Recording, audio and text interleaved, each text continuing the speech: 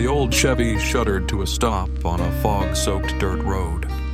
Ethan Miller killed the engine because he had just heard a sound that froze his blood.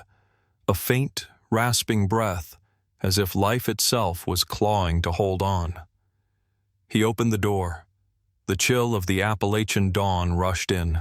His flashlight snapped on, slicing through broken wooden posts. And then he saw it. A Doberman pup, no more than 4 months old. Black and tan fur soaked through, body tangled in a snarl of rusted barbed wire. The coils crushed against its chest and legs, the metal barbs buried deep in tender skin, blood soaking its coat a dark red. The body was so thin that each rib stood out. Every breath was a jagged knife cutting the silence. But the eyes, wide, brown, unblinking, were what stayed with him. Not fierce, not wild, just pleading, as if to ask, "Will you leave me here too?" Ethan dropped to his knees, chest tightening. He had lived long enough in the silence of these mountains. But this cry was different.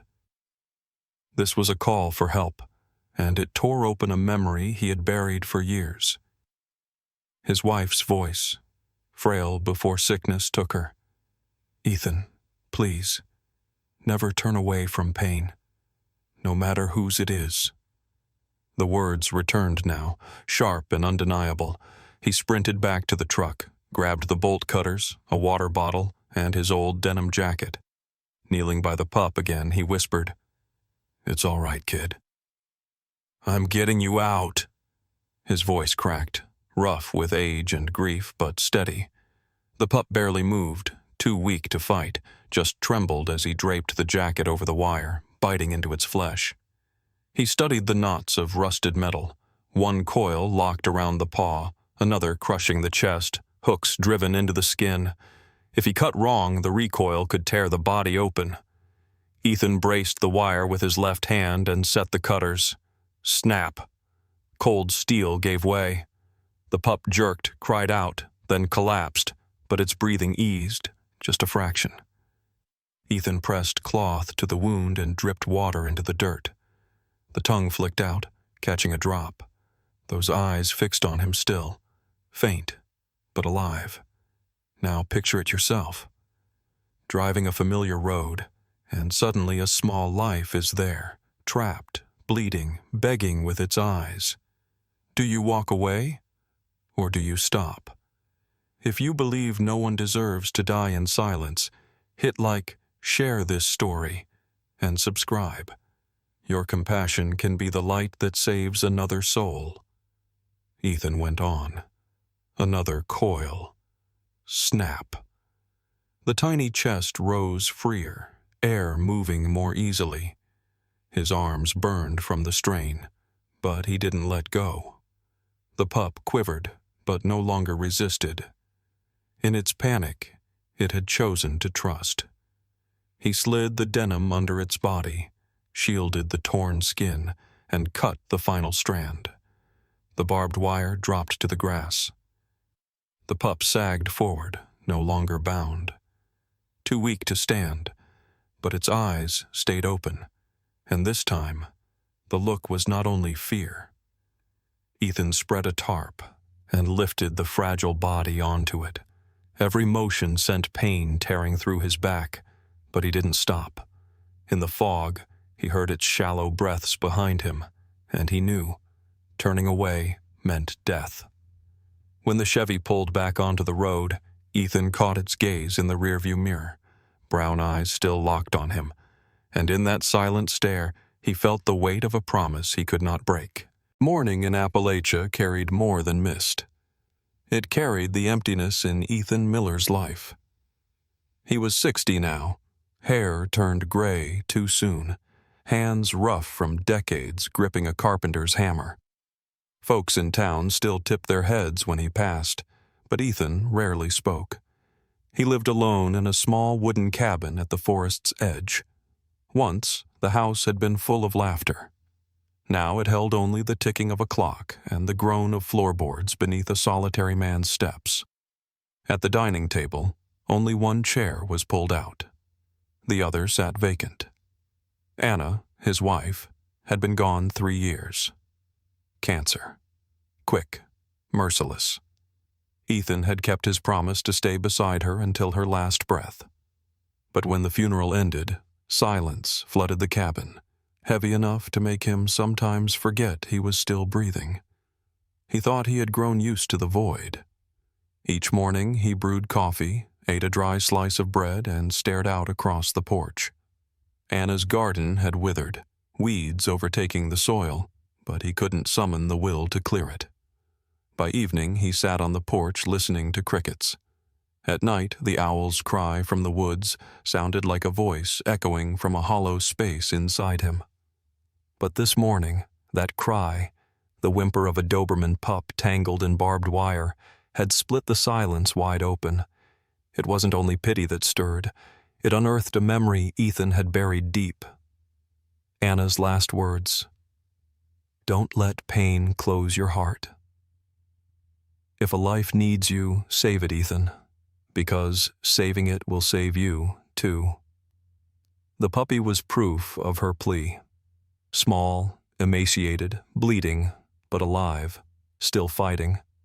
And in those trembling brown eyes, Ethan saw himself reflected, a man trapped in the barbed wire of loneliness, bleeding quietly, alive but not truly living.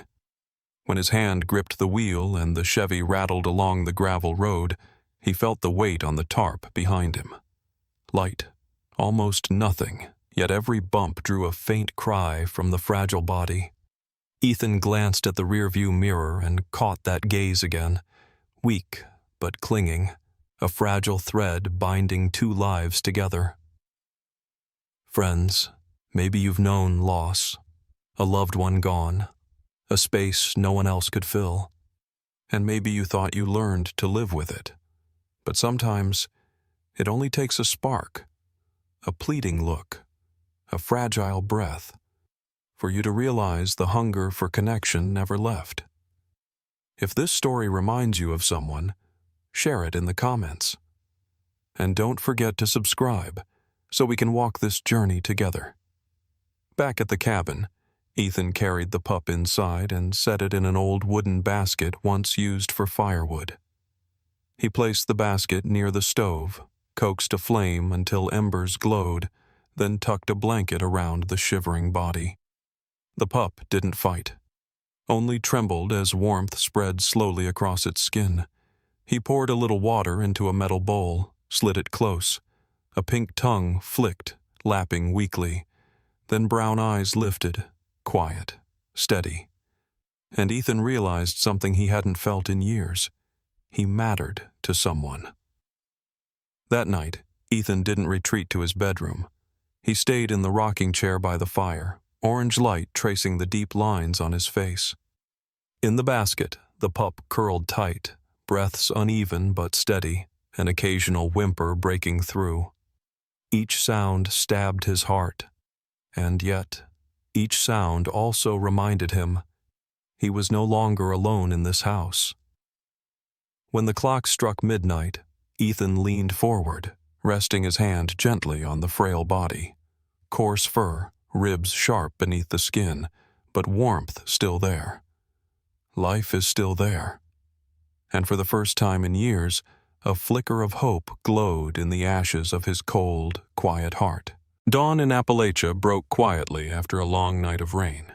The storm had passed, but the ground beyond the tree line was still waterlogged, a sucking mire eager to swallow any step that dared cross it. Cold wind slipped across the wooden porch, carrying the scent of rotting pine needles and mountain damp. Ethan sat there, hands wrapped around a steaming mug of coffee, but his eyes never left the wooden basket by the stove. Inside, the Doberman pup lay curled tight, breaths ragged, each small movement dragging out a soft whimper that twisted Ethan's chest. The fading fire cast its shadow across the wall, a small, trembling silhouette, clinging to life with stubborn defiance. Ethan knew the barbed wire was only the surface. The deeper cuts, caked with dried blood and mud, could turn septic at any moment. If he did nothing more, the pup might fade within days. Or hours. He set the mug down, crossed to the old chest in the corner. Inside, remnants of another life, rolls of gauze, a dusty bottle of antiseptic he'd once bought for mending the chicken coop. He pulled it all out, spread a thick blanket across the wooden table, and lifted the pup from the basket. Immediately, it jolted, legs twitching weakly, brown eyes wide with panic. That look hit Ethan like a blade. He placed his calloused hand gently on its head, voice low, steady despite the crack in his throat. "Easy now, little one. I'm not here to hurt you." In the silence, he felt its heart hammering fast beneath damp fur, terrified, yet different from the night before. It wasn't thrashing in despair. Somewhere, somehow, it had started to believe him. He trimmed away clumps of matted, blood-soaked fur, exposing angry wounds beneath. With warm water and a rag, he cleaned each gash. Every touch of antiseptic drew a sharp cry, the body curling tight in pain. Ethan shut his eyes for a moment, hand firm but gentle, voice whispering against its whimpers.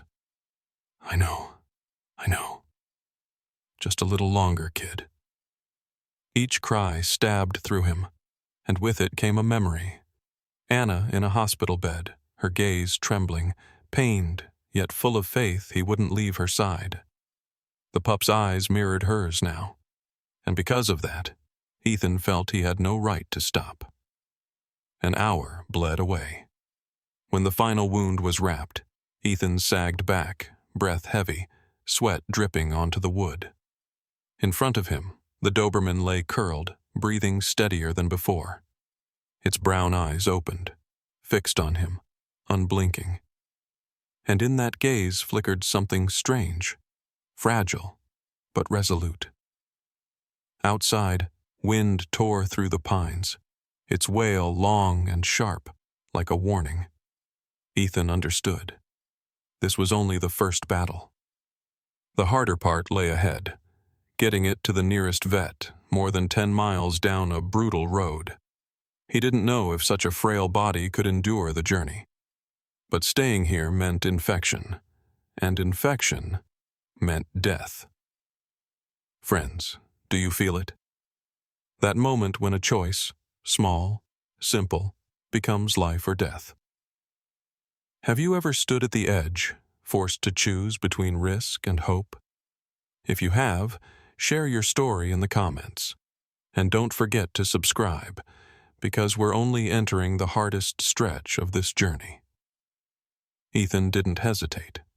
He spread a tarp, tied ropes to each corner, and fashioned a crude stretcher.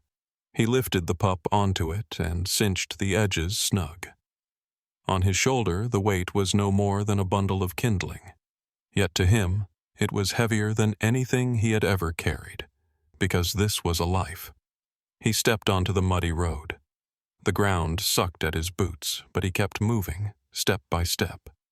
Each jolt drew a faint whimper from behind, but the brown eyes stayed open, locked on his figure.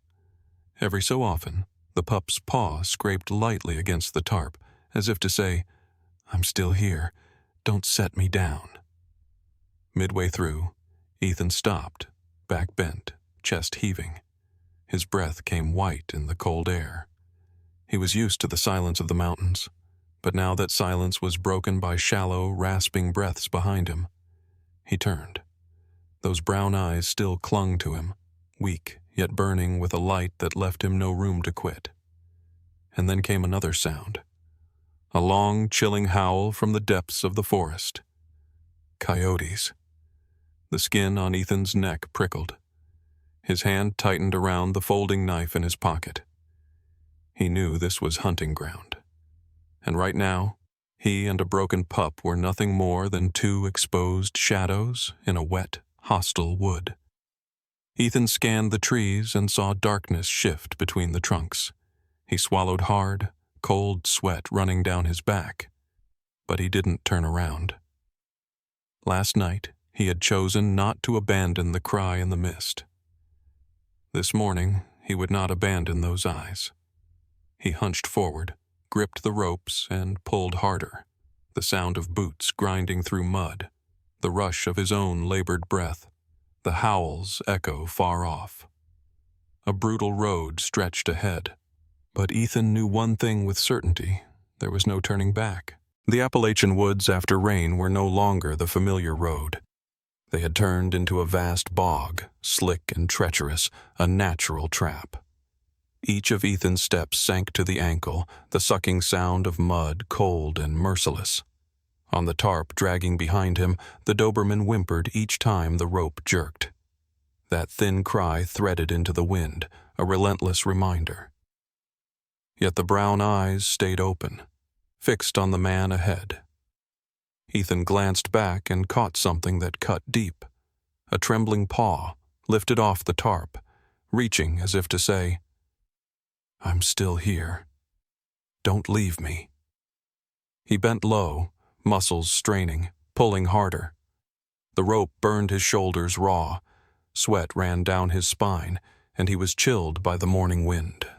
The forest air reeked of rotting leaves, damp soil, rusted iron, and dried blood.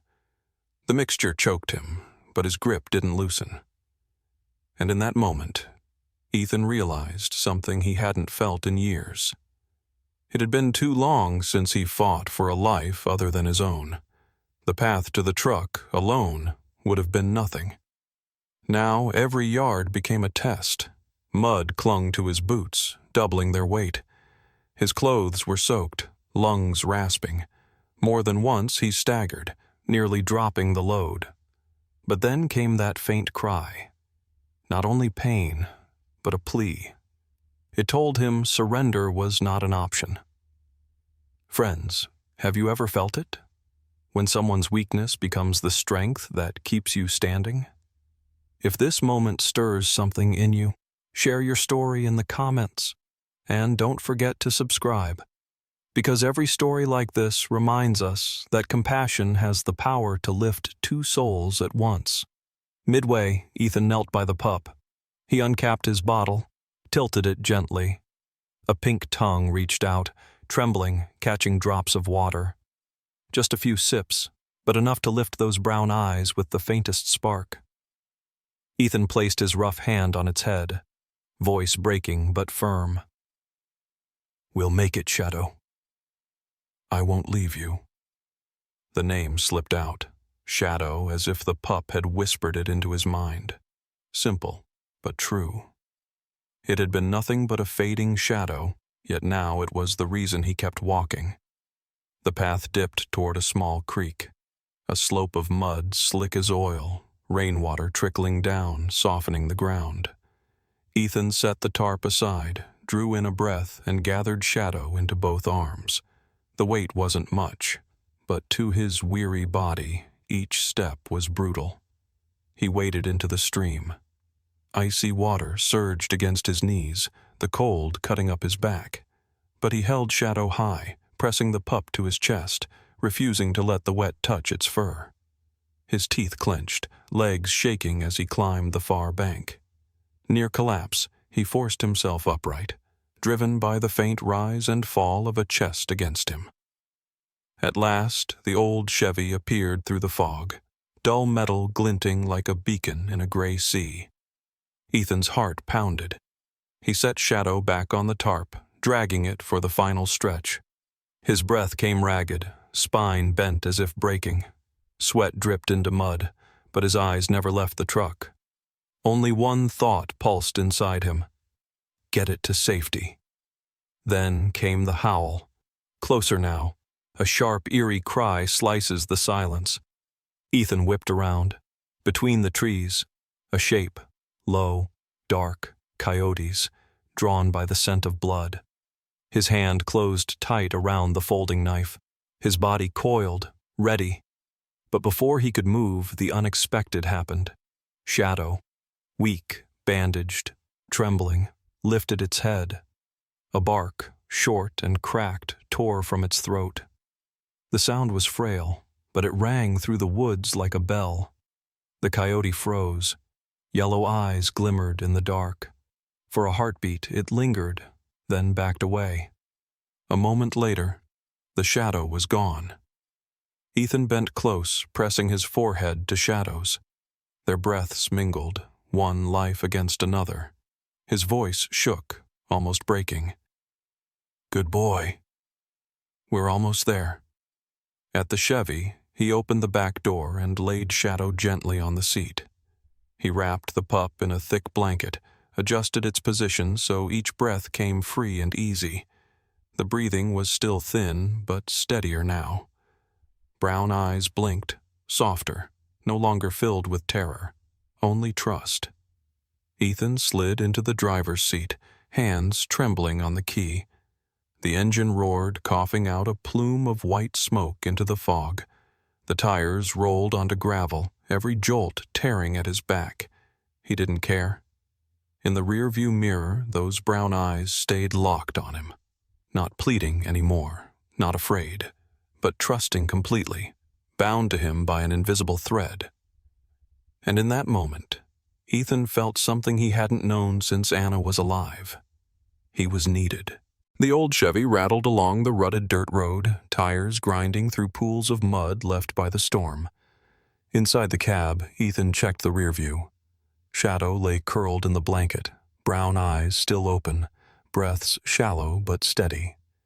Ethan whispered, "Hang on, kid. We're not done yet." But before relief could settle, the headlights swept across the tree line.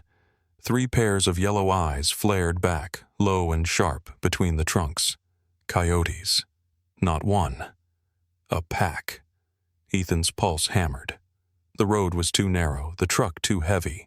He knew they would track the scent of blood. They wouldn't leave easily. He pressed the gas, but the tires spun, flinging mud against the windows.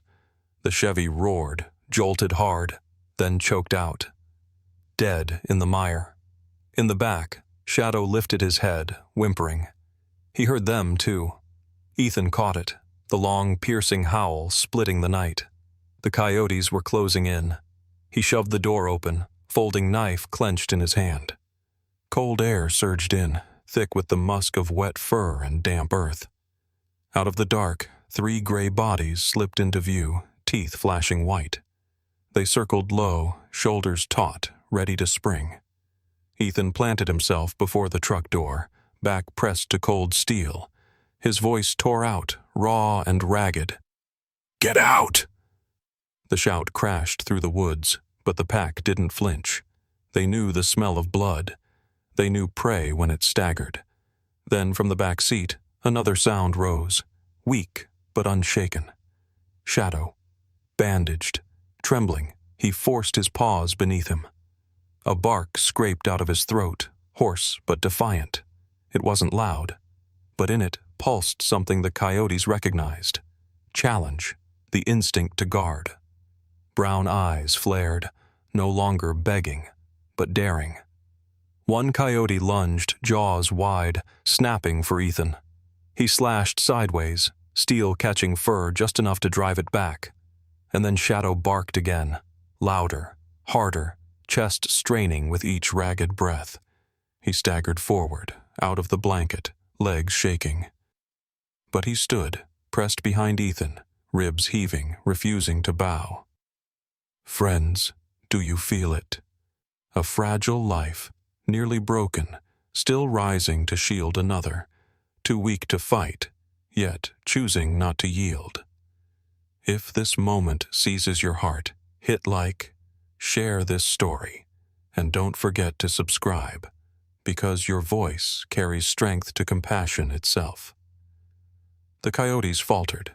They growled, eyes fixed, but that bark, rough, relentless, refusing to die, held them. At last, the lead one snarled, spun, and with a whip of its tail, the pack slipped back into the dark. Ethan dropped to his knees, arms wrapping tight around Shadow. He felt the wild hammer of its heart, the tremor through its frame. But the eyes still shone. His voice cracked, breaking into the silence. "You're a fighter, little one." "I promise." I won't leave you alone again." The Chevy engine sputtered, roared, and after a brutal pause, caught. The truck rolled forward, slow but steady, dragging free of the mud.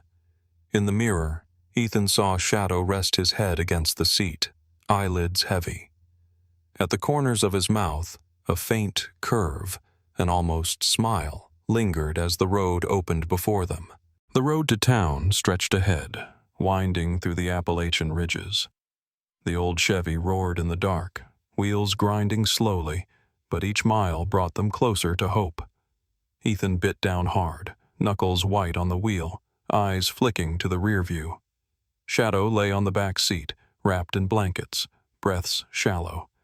Each fragile rise of the chest felt like a thread dangling in the air. In his mind, a voice returned. The old doctor who had treated Anna. "Time is the one thing we can't buy more of." And now, those words cut sharper than ever. Delay meant death. Finally, neon spilled across the night from a small building at the edge of town. The faded sign came into focus. Appalachian Veterinary Clinic. Ethan pressed the gas and skidded to a stop at the entrance. He tore open the door and scooped Shadow into his arms. The weight was light, almost nothing, yet limp, soaked bandages seeping through. He burst inside, voice raw and shaking. "Help me! Please, save him!" Footsteps echoed. A silver-haired woman in a white coat emerged, Dr. Hale. At her side was a young technician named Ruth. They wheeled out a stretcher, motioning fast. Ethan laid Shadow down, trembling hands reluctant to let go. Bright clinic lights bathed the small body, torn and bruised. Dr. Hale bent close, fingers pressed to its chest, her brow furrowed. "Weak. But there's a chance." Ruth, mild anesthesia and sutures. Now. They rushed the stretcher through swinging doors. It slammed shut, leaving Ethan alone in the neon-lit hall. He sank onto a cold plastic chair, shirt soaked, hands cut and bleeding from the thorns of wire. The sharp sting of antiseptic filled his lungs, choking him. On the wall, the clock ticked, each strike pounding like a hammer against his chest. Minutes bled into hours. Ethan stared at his calloused hands, the same hands that had failed when Anna slipped away. His voice broke into a whisper. "Please, don't let me lose another." Friends, this is the moment when life hangs by a single thread. Have you ever sat outside a closed door, praying for the soul inside? If this memory stirs in you, share it below. And don't forget to subscribe, so you can walk with us through stories where hope survives. An hour passed, then 2. Each sound from the operating room, clink of instruments, steady beeps of a monitor, tore at his nerves. At last, the door swung open. Dr. Hale stepped out, sweat on her brow, gloves stained red. She exhaled, then gave a small nod. "Stable. Just in time." We stitched the tears, drained the infection, gave transfusions, and administered antibiotics. He'll be weak for days, but he has a chance. Ethan's knees buckled. He dropped back into the chair, tears cutting down his weathered face. He whispered, barely audible, "Thank God. Thank you." Dr. Hale's hand rested firm on his shoulder, her voice gentle. "You saved him, not us. Without you, he wouldn't have made it here alive." Ruth guided him into recovery. On a narrow metal bed lay Shadow, wrapped in white bandages, a small tube fixed to his nose. Under dim light, his chest rose slowly but steadily. As Ethan stepped closer, brown eyes cracked open, flickered toward him. Too weak to bark, too weak to move, but a single slow blink was enough to break Ethan's heart wide open. He lowered into the chair, trembling hand resting against the bandaged back. Faint warmth pressed into his palm. And for the first time in years, Ethan felt something he thought was gone. Hope. That night, He didn't go home. He stayed, eyes burning from fatigue, hand never leaving Shadow. Each beep of the monitor drew his heartbeat in rhythm, and in the hush of the clinic, Ethan whispered a vow. "I'm here. You don't have to fight alone anymore." Morning broke over the Appalachians as the first rays slipped through the recovery room window. Ethan still sat there, back bent, eyes raw from fatigue, but never leaving the metal bed. Shadow slept, white bandages wrapped around his chest, a thin breathing tube fluttering with each breath. Dr. Hale entered, her voice low but relieved. "He'll need time. A lot of it. But I've never seen one fight this hard." Ethan only nodded, eyes fixed on Shadow. The doctor smiled faintly, then left. Silence returned, just two figures remaining, an old man who thought he had lost everything, and a small dog pulled back from death's edge. That afternoon, Ruth carried in a folder. "Mr. Miller, if you'd like, you can sign adoption papers. No one's claimed him. He needs a home." Ethan's hand trembled as he held the pen. He glanced at Shadow, saw the pup open his eyes, blink slowly as if answering. After a long pause, ink pressed into paper. "Ethan Miller, owner," he whispered almost to himself. "Welcome home, Shadow." In the days that followed, the cabin by the woods was no longer silent. Tiny paws tapped across the floorboards. A metal bowl clattered and raspy breaths echoed as Shadow limped along the porch. Ethan laid a cushion by the fire, but most nights Shadow dragged himself to the rocking chair, head resting against Ethan's leg until sleep took him. Each morning, Ethan opened the porch door to find Shadow stretched on the wet grass, ears pricked at birdsong. The sight brought Anna to mind, and something strange happened. The memory no longer cuts only with pain. It softened, turned into a quiet peace. One afternoon, while repairing the porch roof, Ethan slipped. His back slammed hard against the ground, breath driven out. He tried to rise, but pain locked his spine. In that helpless moment, Shadow bolted from the yard, barking frantically, scratching at the neighbor's door until they rushed out and called for help. That day, Ethan understood. He hadn't only saved Shadow. Shadow had saved him too. Friends, do you see the circle? A life once thought lost becomes the shield for the one who first reached out. If this moment stirs you, hit like, share this video, and don't forget to subscribe, because every share plants another seed of faith in the bond between people and animals. The next month, Shadow grew strong. His coat was sleek again, wounds healed into scars. His legs stretched long, frame powerful. But the brown eyes never changed, the same eyes from that night in the wire, filled with gratitude and unyielding loyalty. One early morning, Ethan led Shadow back down the old trail, the place where he first heard the cry in the fog. The field remained, the barbed wire fence still there, but now cleared away. He stood still, memories rushing in, then knelt to stroke Shadow's head. "If I hadn't stopped that day." Shadow pressed his head into Ethan's hand, as if to answer. "But you did. And because of that, we have today." The wind swept through the trees, carrying the scent of fallen leaves and wildflowers. Ethan lifted his gaze to the sky, feeling a lightness he hadn't known in years.